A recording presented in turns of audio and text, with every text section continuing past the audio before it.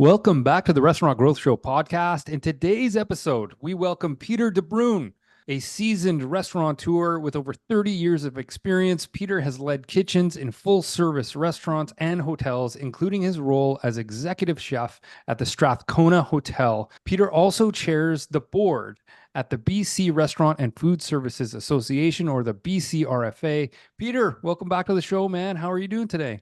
Good. Thanks for having me, Gordon and Jose. I'm actually working with Camosun College now as the Oh, food and beverage manager here.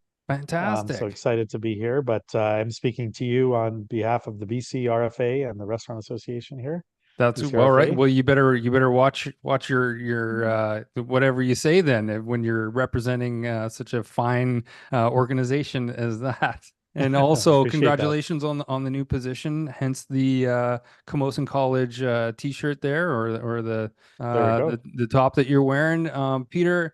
It's been a while. I think the last time you were on the show was November of 2023. I'm sure a lot has changed for you, the new position.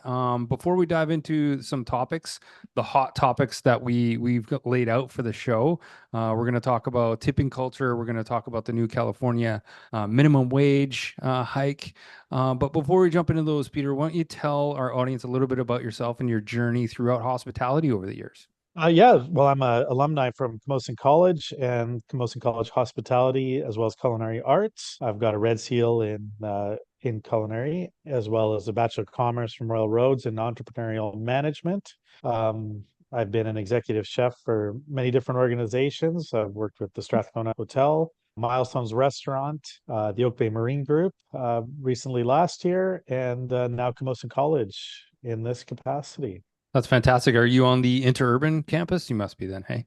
Interurban campus. That's right. So this is where the cook training culinary arts program is located at the Helmut Huber Center, right in the center of the campus, where people can enjoy student-made food and other offerings. I think they've done a great job with the interurban campus. I mean, it's not new anymore, although it's kind of new to us Victoria people. But I really love the Pisces facility, and everything they've really done out at interurban is really been top notch. I was there for a couple of years. Oh God, I'm dating myself, but no, back in 2010-ish, around then. But I really like the campus out in interurban. How do you like working on that campus? Well, it's a beautifully kept grounds and buildings. There's a couple new buildings. Pisces is quite nice, of course. The health building. I don't want to date myself then to tell you when I was an alumni here because I was started with 19, so quite a while before that. It was a nice campus then. It's still beautiful now for sure. I say it's interesting coming back after so many years after being a student. So I don't think I've gotten over it every day yet, but A little bit of it's good a to be little here. bit of a yeah, a little bit of generational shock. Peter, I'm gonna put you on the spot here a little bit. You've been around for a long time. You've been an executive chef for a long time. What's the one thing that you noticed that has changed in the restaurant industry? What's the one overarching like big shift that you've noticed over the years? The landscape's changed quite a bit.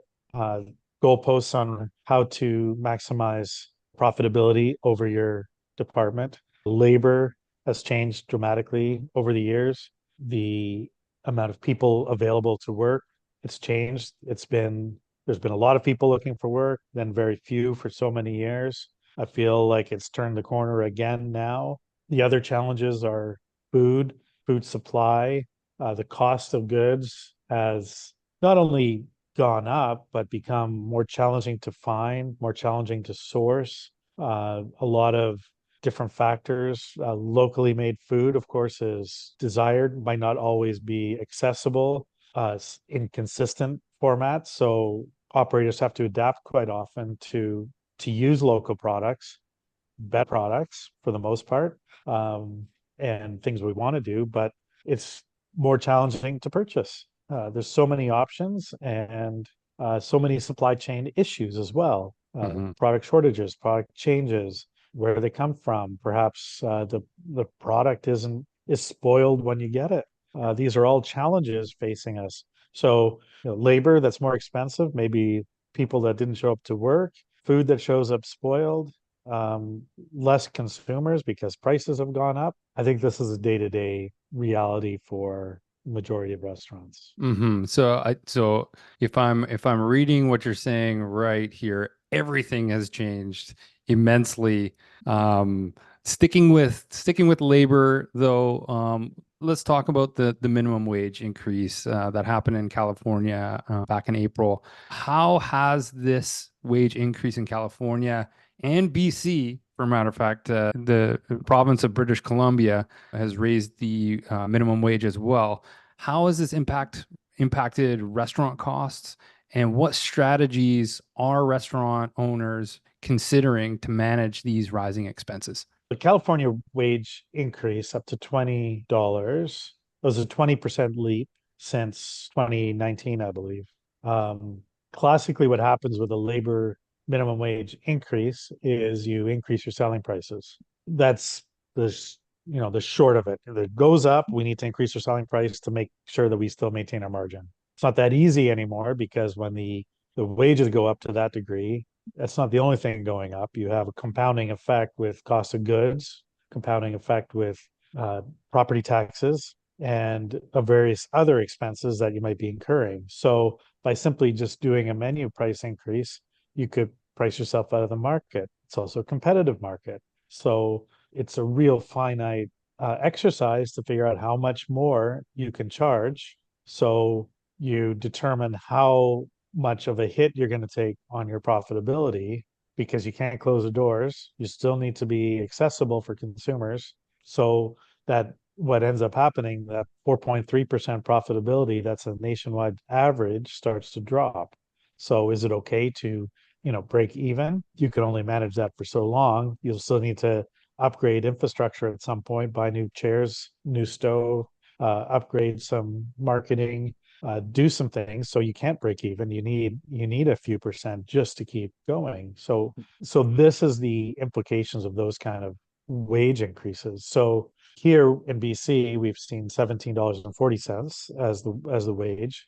So then you think, okay, well, that's not necessarily a lot of money for, to have a family and support yourself because a two-bedroom apartment could be over $3,000. So how does that work? You can't be paying that. You need to pay more. Well, for the most part, restaurants pay more, and especially in the back of house, front of house.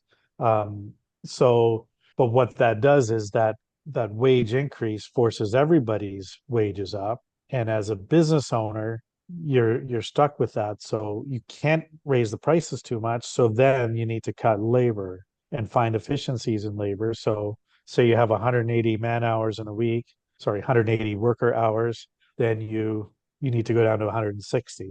So the problem then is, do the workers get enough hours?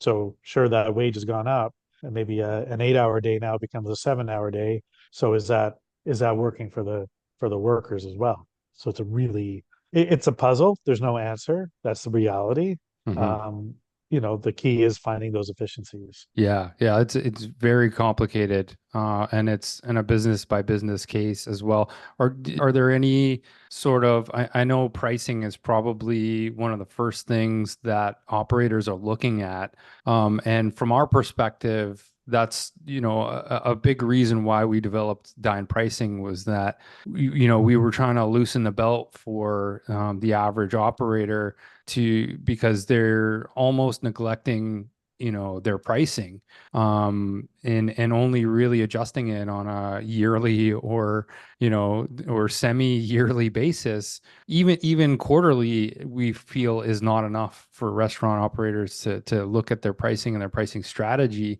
Is pricing and other types of technology, is that a reasonable approach for operators to look at to solve these issues with the minimum wage hike? For sure. Classically, it might have been twice a year a price went up. Hmm. Spring, maybe a little bit more, fall, a little less, but you still do an increase. Now it has to happen more often Hmm. because the amount of changes in the cost of goods have changed so dramatically. Some tactics can actually be removing a menu item and putting a new one on. So you're not just increasing that beef burger from X amount, up $1 or up 50 cents or whatever makes sense for your business. I'm not, maybe a beef burger is not a good example, but say you have more different menu items that change more frequently, you remove those and then you put a market price. You price that accordingly to what it should be, and you're not actually portraying a price increase to a customer. This is just a new item, and this was the selling price. Mm-hmm. Yeah. Yeah. Yeah. Yeah. Sorry, go ahead. Well, it's changing more often, and you don't need to necessarily change the entire menu. You could change select items. So this, you might do that, those key cornerstone items that bring in all of your, majority of your revenue more carefully and strategically, but those other ones could be changed at other times throughout the year. Mm-hmm.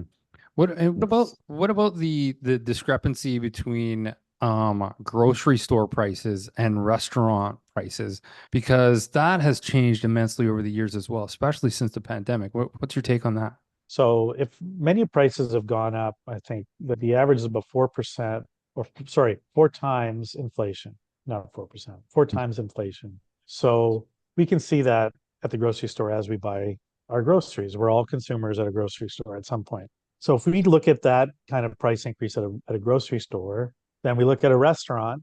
For us to increase our prices from a restaurant 4 times inflation, so maybe we're at 8%, again, prices us out of the market. And the perception generally is, well, you can buy grocery store food, restaurant.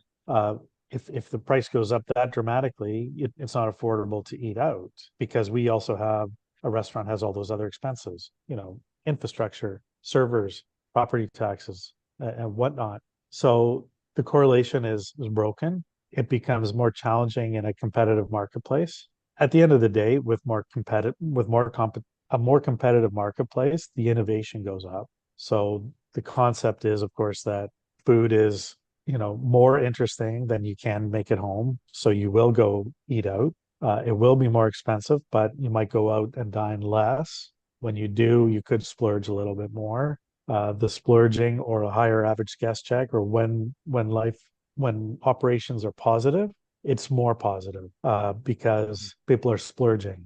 When it's less positive, nobody's going out because you're going to the grocery store, watching your pocketbook, and perhaps not going out to eat if you're bringing your kids to soccer practice or whatever. You're going to buy that, sandwich at the grocery store to make sure it's more affordable. I don't even want to buy sandwiches at grocery stores. I'm a big sandwich guy, and sandwiches are like $8 for just a couple of pieces of bread and a little bit of meat. That's not even affordable. Anyway, Right. I digress. Jose? No, I think that it makes a lot of sense. I mean, hey, Peter, I forgot to say hi. You know what? I And talk a lot, you guys. I'm sorry. I'm yeah, drowning no, everybody else. that is true. That's true. But I just thank you for the insights. Creativity being a key element to actually play with with pricing and not compromising the experience. I mean, it just brings to mind elasticity as a powerful to measure and understand, because if a restaurant has something that is so precious and everybody loves it so much, it technically should be able to handle a change of price that the consumer will be willing to pay, instead of taking it out of the menu, right? For sure. And like you say, with changes being so, like, it is chaotic almost, with so much changes in prices and so many other conditions. I wonder if there's any kind of technology that could help with that. I wonder. Peter knows what podcast he's on. Come on now. Let's stop it. We're biased here. We're biased. Take it away, Gord. I think you were doing. Oh, is it okay? See, Peter, Okay. this is why we record, because we screw up all the time. Yeah, That's well, right. I didn't, I was following, Can but you please pay attention? It's your question. fair enough. So, Peter, change of topic here, but not because it's related to salary somehow, or income of the staff. Can you explain the concept of tipping fatigue and how it is affecting both consumers and restaurant operations? So tipping fatigue is the fact that consumers are tired of paying high gratuities, possibly for a service that is deemed just standard service. So perhaps you get you get food and beverage, and it's simply expected that you tip that 18 to 20%. The fatigue is, you know what, we're not going to go to eat because we don't want to pay 20% more on our on our dinners, or if that's the expectation. At the same time, there's people that love to tip, and they will tip for good service, which is great. And it leads back to the initial concept for tipping is to tip for good product and service. So if you're going to get good product and good service, I don't think we can argue that a gratuity is positive. I think the fatigue comes in when it's expected and the service is not given. So that's the controversial part of that, if I could say. This leads into, should we tip? Should we not tip? Tipping within the restaurants are challenging because you have how do you manage it? How do you manage the money that's coming in? And maybe I'll leave that for the next question. But that's where the fatigue comes in, and it doesn't always exist in other cultures throughout the world. So from North America, if we travel abroad and we go to a place where there's no tip, we almost can't imagine, oh my God, the burger's $20. I'm going to pay $20 and that's it. Interesting, because the other day I went to a liquor store, and this is another aspect that it's quite interesting. I grabbed my stuff myself. I carry it all the way to the cashier. The person that is there is charging, doing that transaction with me, and then I get requests for a tip, and it's what? It is outrageous that I did all the work. Why are you putting it there? And they're in front, right? This is a classic. They're in front, and you're like, "Oh, can you look away?" And I remember just saying that, I hope you're getting paid well, because this service, I carried. I did it, most of it myself. I thank you for the smile, but I'm not gonna get tipped. And I just was wondering what they're gonna say, and they were just like, "Oh no, that's understandable," but it's so uncomfortable anyway. I think this is the underlying fatigue that we're all experiencing, because 8 years ago, probably more like 8 years ago, those prompts weren't coming up on at your checkout with your credit card or your debit or your debit card, right? The fact of the matter is that these people who are working at retail locations or at a coffee shop, they're just not getting paid enough. And so they're relying on these extra gratuities. And in North America, I'm tired of it. Jose's tired of it. I'm sure Peter is tired of it. This is the fatigue that we're all experiencing. And so something needs to change. What do you think, Peter? Yeah, so it's the assumption then in those places that the people aren't getting paid enough. So what happens if they are getting paid enough and the gratuity is just an extra bonus, right? So that leads into, where are we getting no tipping policies, living wages and so on. Yeah, it's interesting, because for me, in the conversation with this person, it was inevitable. The owner was the common enemy, and I'm showing compassion and all that, but it was at the same time like, come on. So talking about this no tipping policy, what are the pros and cons of implementing a no tipping policy in restaurants, and how might this affect both front of house and back of house staff? So no tipping has been experimented with right across North America. So the concept is to offer that living wage, adjust menu prices, suggest to people there's no gratuity here, you're just paying the bill, and the front of house are getting paid a higher wage than they normally would be, seeing as most front of house are generally a minimum wage plus they make gratuities. So here you have to compensate for that, so it increases their wage structure. Back of house generally takes a little portion of gratuities. It all depends. Each place is different. So I'm not going to get into specific percentages because there's so many policies out there, but generally tips are divided amongst all the members of the staff working. So it's probably it's an experiment. It works because you're not dealing with gratuities. You're doing it for the consumer, so they don't need to tip. It makes the income for those workers more stable. You can go to the bank and say, here, this is my wage. This is how much I make. Unequivocally, you can ask for, loans, car, whatever, whatever you need to, because it is your wage. It's not your wage, but you're not going to declare your tips because you think that's sort of extra. That makes a lot of it sense. it defines the roles too. I mean, as far as say going to school for service for cooking, it might not be understood, but you're doing a red seal in culinary. That's you're going to school for 3 years. You do some extra courses. You have a bachelor of commerce equivalent. Um, by the time you're a professional in the back of house, you could have equivalent of a master's degree in education. And so does that warrant that kind of, wage? It's interesting. That could be in the rest of the world. Same with the front of house. You do hospitality management.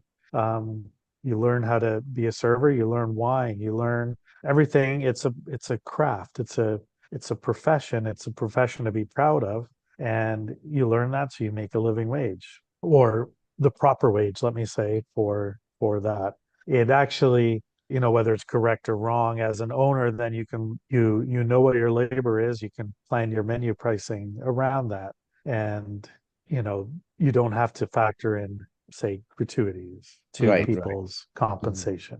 Yeah, and I mean, technically, there's the thought also that if you have a powerful culture of service, front of house should be able to increase the average check, and That's right.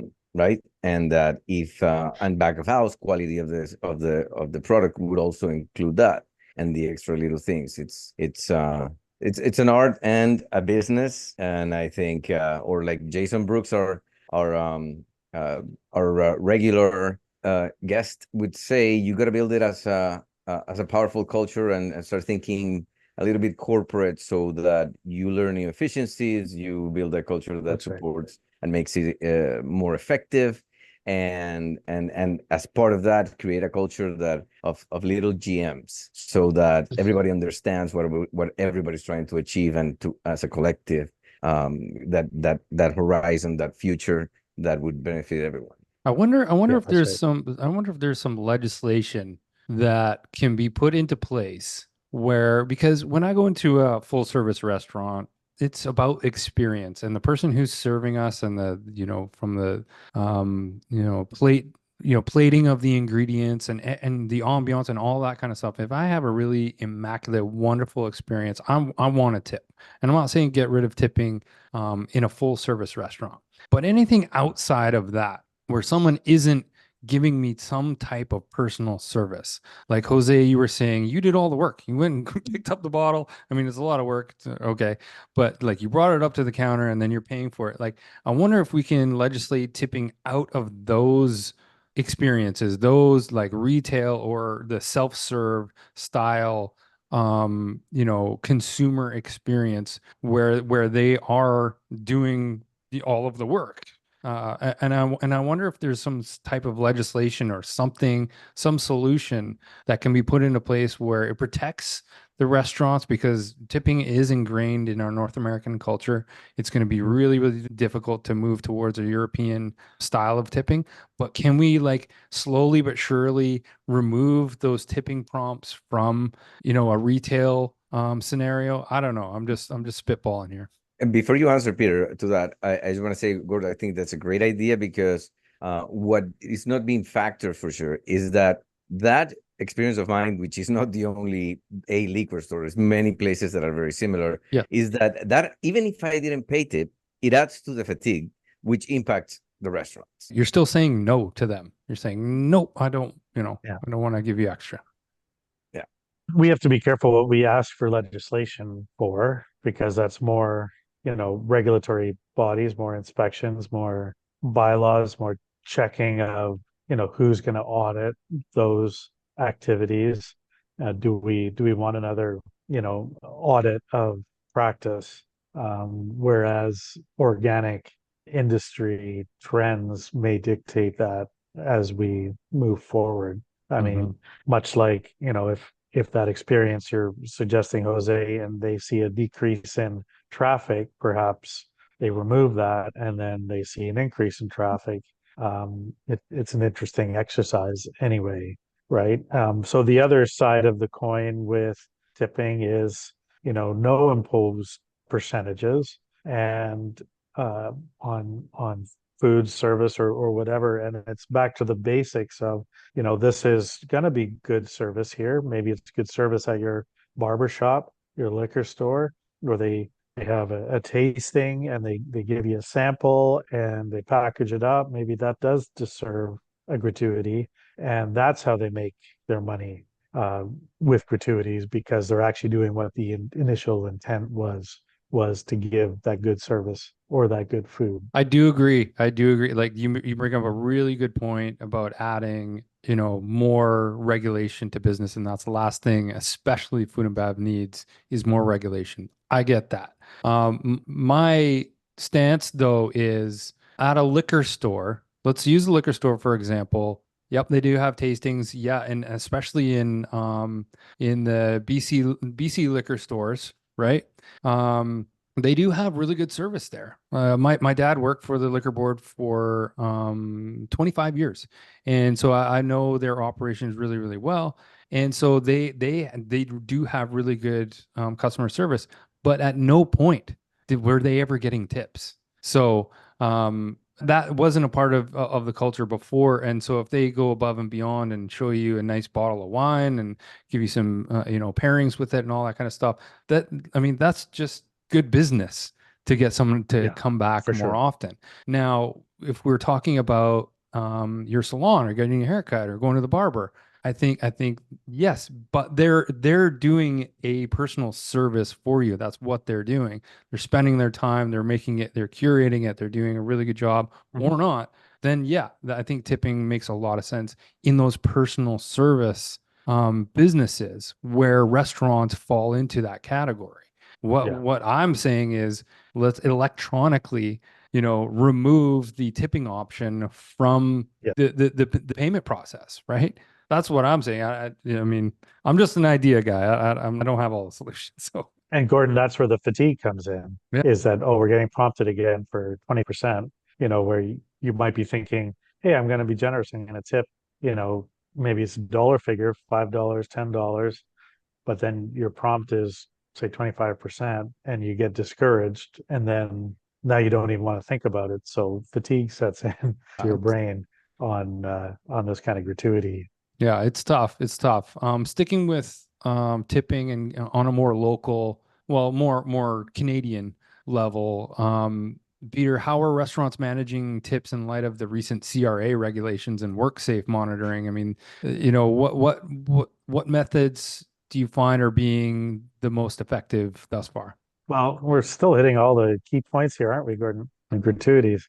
So CRA looks at tips two ways: controlled and uncontrolled tips. Control means they go through payroll and the employer needs to pay CPP, and it goes under the paycheck, so it's reported that way. Uncontrolled need to be paid out promptly, and there's several apps which don't come to mind right now, that an employer can set up a private account they don't even have access to. You have a council of staff that monitor that, distribute it appropriately, and it goes into their everybody's individual bank accounts by the next day. So those funds don't actually even hit the business, and that's probably the easiest and best ways to handle gratuities.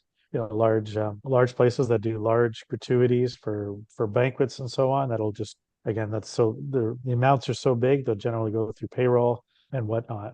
Recently, WorkSafe has gone to several places now, and this has been in Victoria. It's been discussed in depth, I believe, where they've gone to a business and looked at WorkSafe compliance, looked at revenue, and see that there's no gratuities reported on the revenue. So they add 18% onto the total revenue for that business and say you haven't paid enough WorkSafe premiums, and find the difference. So that's where there's an issue, and the goalpost has changed without proper consultation to the industry. And I'd say if anybody is listening to this and they've heard this, I don't hesitate to reach out to BCRFA immediately, to Ian Tostenson. He is 100% been dealing with this and knows the insides and outs much better than I can articulate here, and